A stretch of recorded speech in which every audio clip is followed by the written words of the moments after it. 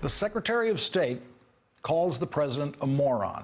The chairman of the Senate Foreign Relations Committee then says that the Secretary of State is one of the three people who, quote, separate our country from chaos. This week's chaos in the Trump administration is by now unsurprising and was, in effect, predicted by the new book, The Dangerous Case of Donald Trump. 27 psychiatrists and mental health experts assess a president, edited by Bandy Lee, MD, a psychiatrist. The book includes and validates some of the general news media's speculation about Donald Trump's mental capacity.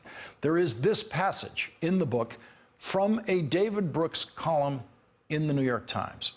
He cannot be contained because he is psychologically off the chain. With each passing week, he displays the classic symptoms of medium-grade mania in more disturbing forms: inflated self-esteem, sleeplessness, impulsivity, aggression, and a compulsion to offer advice on subjects he knows nothing about. His speech patterns are like something straight out of a psychiatric textbook. Manics display something called flight of ideas. It's a formal thought disorder in which ideas tumble forth through a disordered chain of associations. One word sparks another, which sparks another, and they're off to the races. As one trained psychiatrist said to me, compare Donald Trump's speaking patterns to a Robin Williams monologue, but with insults instead of jokes. And David Brooks wrote that column over a year ago when Donald Trump was the Republican nominee for president. The reported reason that the Secretary of State called the president a moron was because the president compared the Afghanistan war policy to the renovations of the 21 Club restaurant in Midtown Manhattan. President Trump told his national security advisors a story of the 21 Club hiring very expensive consultants for a renovation that took well over a year and ended up changing virtually nothing in the restaurant. And Trump's point was that talking to the waiters at the restaurant would have led to a better, more efficient set of choices than listening to the so-called experts. And so why should he listen to the experts on Afghanistan? And when that story became public, the 21 Club said not one word of it was true. The owner of the 21 Club at the time said, I have no idea what was in his head. I never have.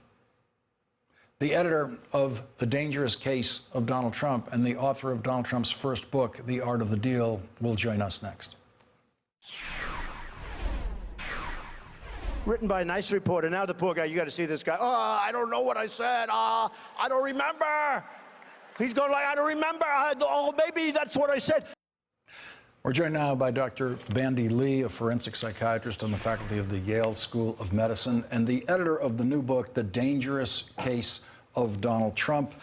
27 psychiatrists and mental health experts assess a president. Also joining us, Tony Schwartz, co-author of Donald Trump's best-selling book, The Art of the Deal. He was actually the real author of the book. His co-author, Donald Trump, didn't write a word of it.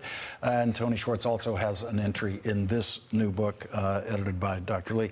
Dr. Lee, what brought the group together to produce this book? Because I know a year ago, it was very difficult for me to find a psychiatrist who was willing to come on television and talk about Donald Trump, because the general rule was, it's a patient I haven't diagnosed, so how can I talk about it?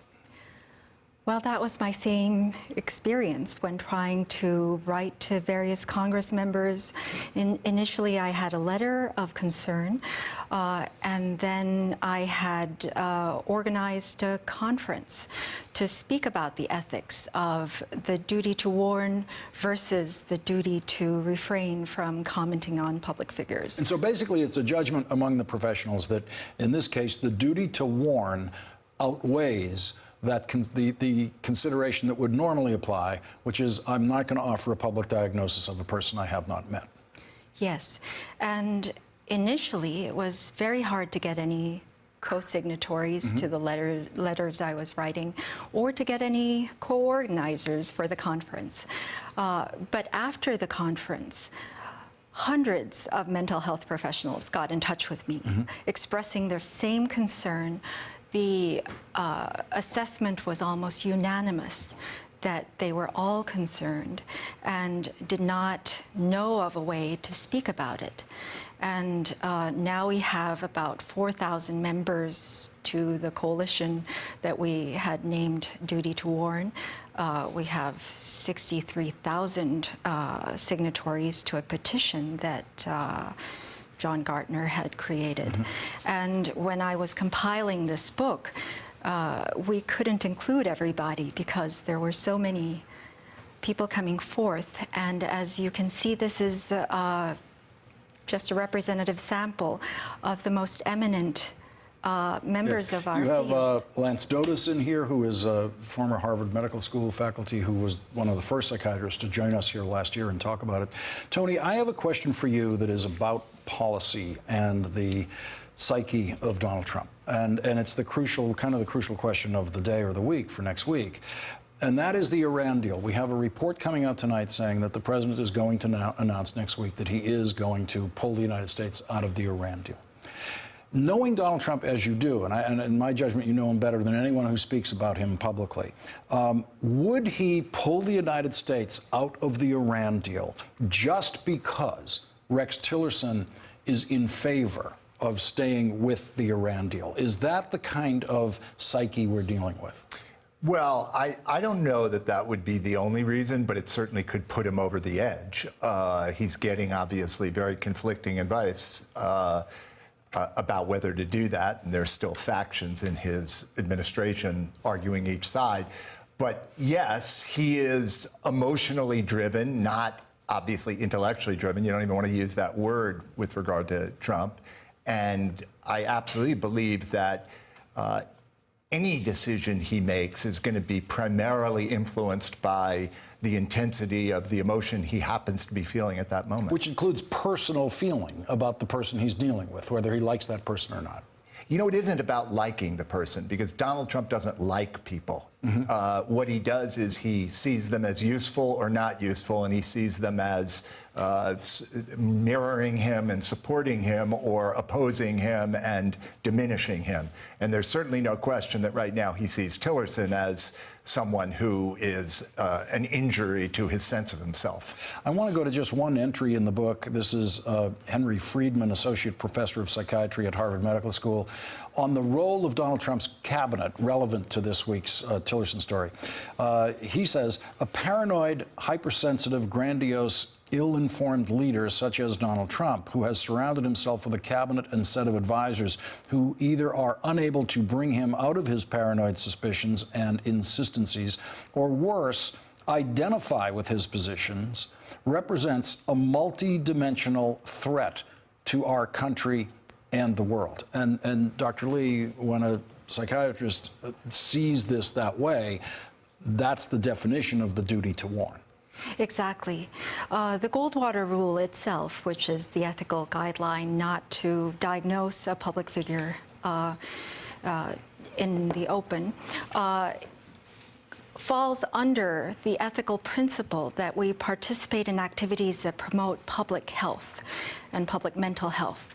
And so when silence contributes to harm to the public health, then we do have a duty to speak out, and the duty to warn and the duty to protect is pervasive in our practice. And prior to this situation, the duty to warn generally applied to individual cases. You have a patient who you believe might commit a violent crime or something like that. Tony, take us inside Donald Trump as you know that man. When he gets the news yesterday morning at 6 a.m. that NBC News is reporting that Rex Tillerson has called him a moron.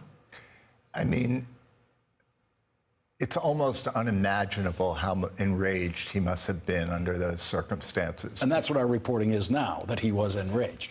Because the idea that such a authoritative figure in his own administration by a guy who claims to prize loyalty, he has none of it evident toward other people, but he expects it from other people, the kind of combination of circumstances had to have put him at a very, and this is when he moves into the kind of emotion where he could vastly overreact. It's the very thing that, as far back as July 16, I was saying made me think that he could, in an impulsive, angry moment, punch in the nuclear codes with nobody between him and our destruction. Dr. Bandy Lee and Tony Schwartz, thank you very much for joining us. The book is The Dangerous Case of Donald Trump, and this is an historic work in the history of American psychiatry. We have never been in this place before. Thank you both very much for joining us tonight. Really appreciate it. Hey there, I'm Chris Hayes from MSNBC. Thanks for watching MSNBC on YouTube. If you want to keep up to date with the videos we're putting out, you can click subscribe just below me, or click over on this list to see lots of other great videos.